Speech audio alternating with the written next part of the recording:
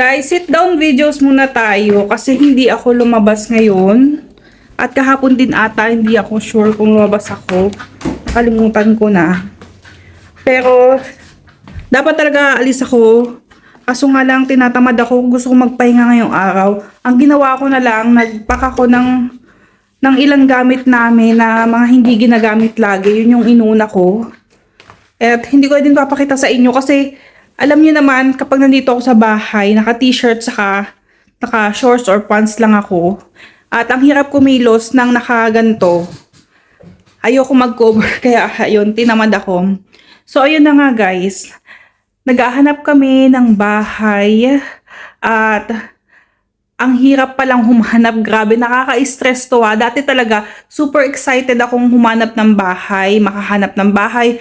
Akala ko basta gusto kong lumipat, madali lang namin magagawa. Unfortunately, hindi pala ganun kadali kasi ilang bahay na yung nakita namin. Yung last video ko guys, kung napanood nyo yun, makikita nyo doon na may tinignan na akong mga bahay.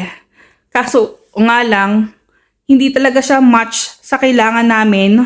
Yung isa namang bahay, nagustuhan ko, kaso nga lang yung asawa ko hindi niya nagustuhan at the same time, wala siya sa budget namin. Masyado siyang mahal para sa amin. So, ayun. Meron kami mga tinignan pang ibang bahay sa ibang lugar. Ipapakita ko sa inyo yung mga videos na kinuha namin. Mga clips lang to. Hindi ko ipapakita yung buong videos. Pero, kasi hindi talaga namin nagugustuhan kasi nga sobrang liit. Nakita nyo naman yung kitchen namin. Sobrang dami naming gamit. At talagang hindi magkakasya. Kasi guys, ito sa Qatar, yung mga bahay, ang napansin ko, alam mo yung isang villa, kung wala kayo sa Middle East, hindi nyo siguro, hindi nyo maiintindihan, pero i-describe ko na lang sa inyo guys. Isa siyang malaking villa na bahay, tapos sa villa na yon may mga kwarto-kwarto. Tapos, ang ginagawa dito guys, sa Middle East, hinahati-hati na yon. Tapos, bibigyan nila kayo ng kwarto, sala, tapos banyo. Pero yung kitchen guys, DIY siya. Hindi talaga siya totoong kitchen ng bahay na yon. Kumbaga, gagawan ka lang nila ng sarili mong kitchen, ng lababo. Alam mo yung mga, yung ready-made na lababo, yun yung ginagawa nila. Tapos may isang cabinet sa ibaba or minsan wala. Ganon. Tapos ilalagay lang nila yun dun sa isang lugar sa loob ng bahay na yun. Tapos yun na yung magiging kitchen nyo. Okay lang naman siya guys. Ang kaso nga lang, ang nangyayari, sobrang liit nung kitchen na ginagawa nila. Sa sobrang liit, talagang wala ka halos mailalagay. At bukod doon, ang mahal. Talagang ang mahal guys ng mga upa dito sa Middle East. Mahal talaga siya. Hindi siya biro. Especially kung may pamilya kayo dito. Kasi kung mag-isa ka lang, meron naman dito mga bed space, studio. Kapag couple lang kayo, pwede na sa inyo yung studio. Kami ng asawa ko, nagsimula kami guys sa studio. Yung dalawa pa lang kami. Nagsisimula pa lang kami. Kasi ngayon, ang laki na din ng anak namin, di ba?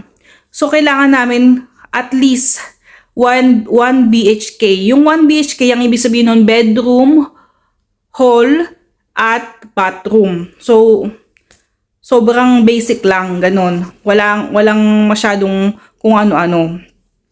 So, ang ngayon, papakita ko sa inyo yung mga clips ng mga nakita namin para makita nyo din.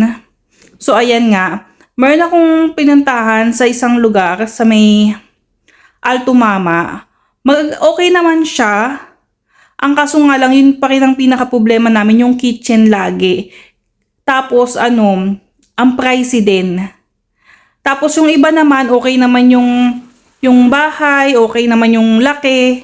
Ang problema naman, wala namang kabinta-bintana. Itong bahay namin guys, pakita ko. Ayan, may bintana yung bahay namin, pero pag binuksan mo siya, walang araw na pumapasok kasi may mga nakaharang sa labas. Kahit yung sa sala namin, sa living room namin, kahit buksan ko yun, konting-konting araw lang yung pumapasok kasi may mga building sa labas. May mga mga apartment din sa labas. So, ayun, nabablock niya yung araw. Ang gusto ko kasi sana, yung bahay na may pumapasok na araw. Kasi meron akong reptiles, meron akong turtle and tortoise. So, kailangan nila ng araw para hindi ako mag-depend sa ilaw nila. Yung ilaw nila na UVB, kasi pang reptiles yun. Ang mahal din kasi noon guys, and every 6 months, or 3 to 6 months, na-expire siya, parang ganun. Parang wala na effect ng araw sa Saka, syempre iba pa din kasi yung araw sa, guys, may nakita yung asawa ko na isang 1 BHK, malaki siya, tas okay din yung kitchen, malaki din siya. Ang problema naman namin, kailangan nila ng cheque. Wala kaming cheque. Yun ang problema. Ang gusto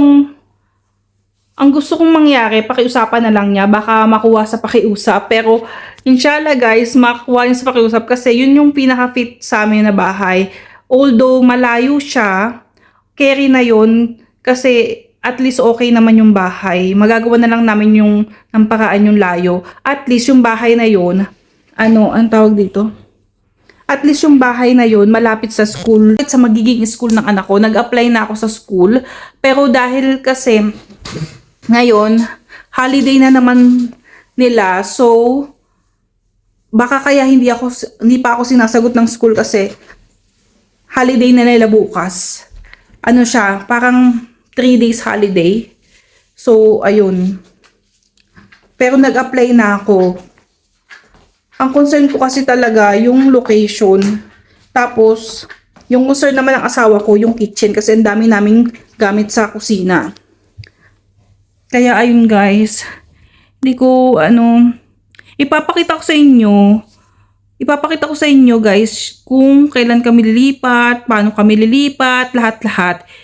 Gagawin ko siyang parang series dito sa aking YouTube channel para masundan nyo yung mga nangyayari. Yung price nga pala ng mga bahay dito, nag-range siya sa, let's start sa studio. Studio guys, yun yung, parang kwarto, kusina, tapos banyo. Nag-range siya ng starting 1,500 reals to 2,000 reals.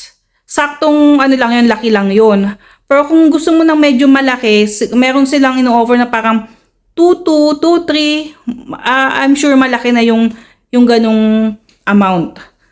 Na yun, kasya na yun sa couples or may maliit na baby. Kapag BHK naman, isang bedroom, hall, kitchen, or may backyard or may balcony, ganyan, pinakamababa is 2,500. 2,500 ngayon, pinakamababa pataas. Tapos kapag 2 kwarto na, starting niyan 3,000 to 3,500 pataas hanggang 5,000 ganyan. Ganun kamahal. Siyempre guys, nakadepende pa yan sa location ng mapipili mong bahay. Siyempre kapag malapit sa metro, malapit sa mga malls, ganyan. Katulad dito sa bahay namin, malapit to sa lahat, may malls, may metro, lahat-lahat. Mahal dito, medyo pricey dito kasi nga syempre commercial area kasi to. Pero dun sa mga malalayo, dun talaga nag-i-start yung mga 2,500 ganyan. Dito kasi sa tinitirhan namin, I'm not sure, bihira ka talaga dito makakita ng ganung pricing. Kasi mostly na mga nakatira dito talaga, ang pinapaupahan nila dito, mga bedroom.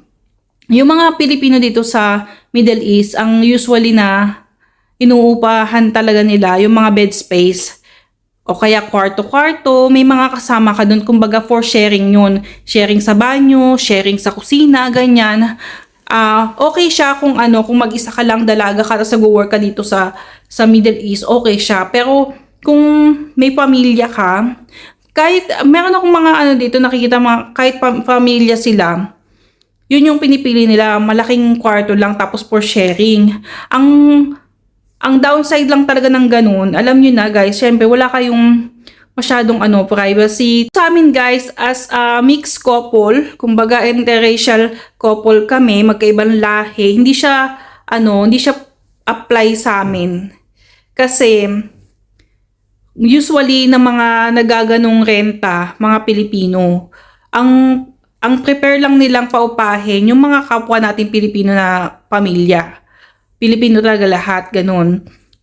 Bihirang-bihira yung may mix ata na tinatanggap nila. Pero meron din for sure, meron din ganun. Pero sa amin kasi, gusto talaga namin ng privacy. Gusto namin kami lang talaga na yung nasa bahay. Especially kapag nag-aaway kami, ayaw namin siya may nakakarinig, ganyan. Kami pa pag nag-aaway, medyo minsan maingay kami. So, ayun. Kaya mas prepare talaga namin yung kami lang. Kahit maliit lang na studio nung nag-uumpisa pa lang kami. Sa kami mga gamit din kasi kami.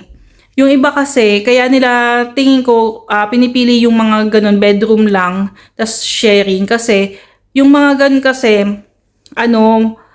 yung may-ari na yung nagpo-provide ng kama, ng ref, ganyan. Sila na nagpo-provide. So, hindi na nila kailangan bumili.